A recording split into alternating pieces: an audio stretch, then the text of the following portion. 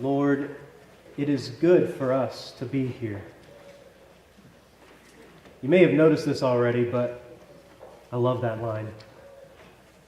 Lord, it is good for us to be here.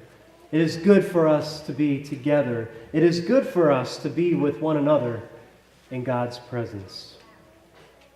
I bet that every single person here, or at least every one of you who can talk, have said something to that effect. This is awesome. I don't ever want to leave. Did you see that? It is good for us to be here. I know I can certainly say I've made those comments for each of those 5 national youth gatherings I've been privileged to attend. I know that any time I've gone on a mission trip or some sort of immersion trip or a work project, I have to be dragged back onto the bus, kicking and screaming to come home. I mean, those times I've been away at camp, surrounded by brothers and sisters in faith, or surrounded by the youth I was leading, as we were immersed in the beauty of God's creation, dedicating time to encountering God. Those were awesome times. You want to savor every single minute. You want to stay for as long as you can. And this isn't just a church thing or a religious thing. The same thing can happen when you're hiking on vacation and experience some beautiful vistas. Or if hiking isn't your cup of tea, you can have that same experience on a beach, looking across the vast expanse of water. Or maybe you felt this way in the midst of a good book, or in the car in the middle of a road trip with family and friends. You can tell all those pre-kid days. I mean, so this last week, I had the privilege of being asked to lead the Bible study at the FCA at school, the Fellowship of Christian Athletes. And I asked them what were their experiences like this, and one kid in the back said, "When we beat Sacred Heart." I mean, these are awesome, memorable, life-changing moments. We often call these, of course, mountaintop experiences. And I think there's many reasons for that. One reason is that your eyes are opened when you go up a mountain. You can see much more of what's around you the higher you go. Like if you were kind of scaling the side of a cliff on the way up, you can see, 180 degrees. But once you get to that very top, you see the full 360. In that case, your worldview literally changes because you can see more of the world. And naturally, you are changed by that. Another reason for this term mountaintop experience is because God is most often experienced on a mountain. Moses went up a mountain and into the clouds to speak with God. Then we hear when he came back down, his face was glowing from his experience of that. When Jesus needed time away, he went up the mountain so that he could pray and talk with God. And in today's gospel story, the mountain was where the disciples had their life-changing experience. We hear it. Peter, James, and John are heading up the mountain with their friend Jesus because this is still the part of the story where they're trying to figure out who completely this guy is. When suddenly Jesus lights up. I mean, his face shone like the sun, just like Moses' did when he saw God. But not just his face, his clothes too. He was glowing. He was transfigured. Before their very eyes, Jesus' appearance changed. And if that wasn't enough, Moses and Elijah suddenly appear out of nowhere. These 2 prophets who are so important to these deeply religious people, just appearing to show up and hang out with Jesus. I mean, something was happening up there. And it must have been a good something because Peter didn't want to leave. Lord, it is good for us to be here. Let's not leave. Tell you what, I'll build everyone a place to stay if we can just stay a little bit longer. Pretty please, with sugar on top. But before Peter got all those words out, because I guarantee that's what he would have said, this cloud overshadows them. And the cloud is filled with more light, and from the cloud, God starts speaking. This is my son, the beloved. With him I am well pleased. Listen to him.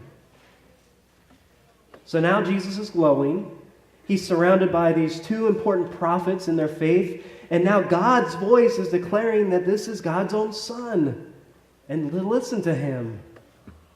Awesome, memorable, life-changing moments that leave the disciples face down on the ground in fear. And from what we've witnessed here, Jesus is indeed someone and something different than what they and what we have ever expected. I mean, Jesus is changed. And so are the disciples. And so are we. So after Jesus peels those disciples off the ground, what does he say to them? Don't be afraid, and let's go.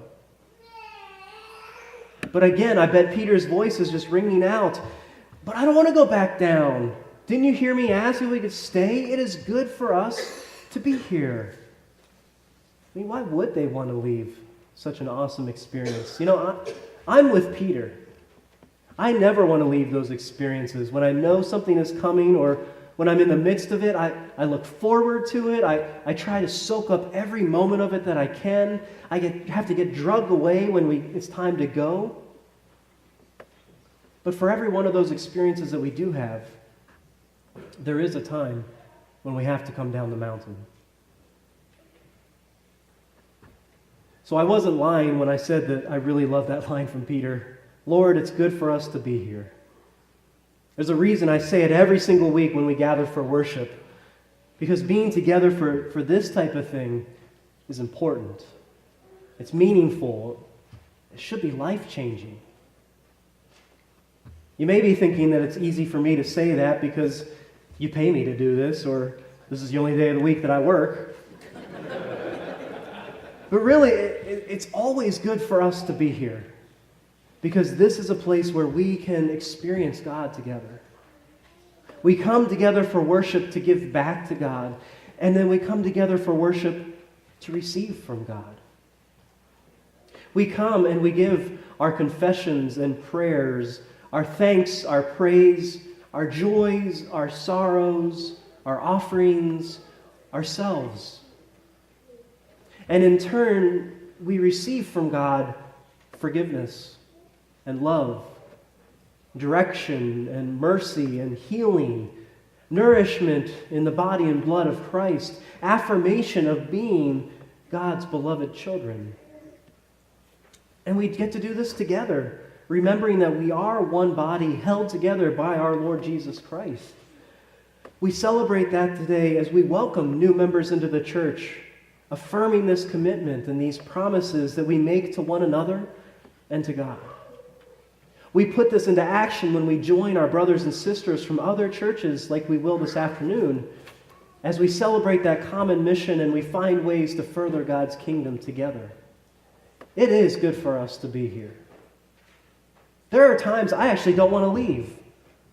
I mean, granted, there are times when the service is over, I'm really glad I can go home and take a nap. But wouldn't it be cool if we could just stay here? Like all the time. It'd be like a never-ending potluck or the longest lock-in ever. I mean, we just get to hang out with each other and discuss faith and sing songs and eat, sleep, and be merry. Not have to worry about work or the goings-on of this world. Anyone? I say we pitch a tent, we make some dwellings, and we never leave. Well, okay, one person is excited. I really thought I'd be the only one excited. I mean, but it's lucky for the rest of you, because what did Jesus tell those disciples? It's time to go. It's time to come back down the mountain. It's time to depart this place and return to real life, to level ground. But still, we're reminded to not forget what we've seen here. What you've seen and what you experienced is holy. It means something. You should be changed by this experience. So much so that when you go down the mountain, return to level ground, you'll be a different person. Because of what you've seen and what you know, life will be different.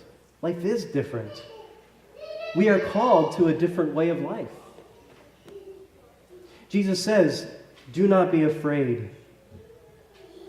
So in all of life's journey, you can go with confidence and with your shining face because you have personally experienced the love and the grace of God. We have been changed by that, and that makes all the difference. Thanks be to God. Amen.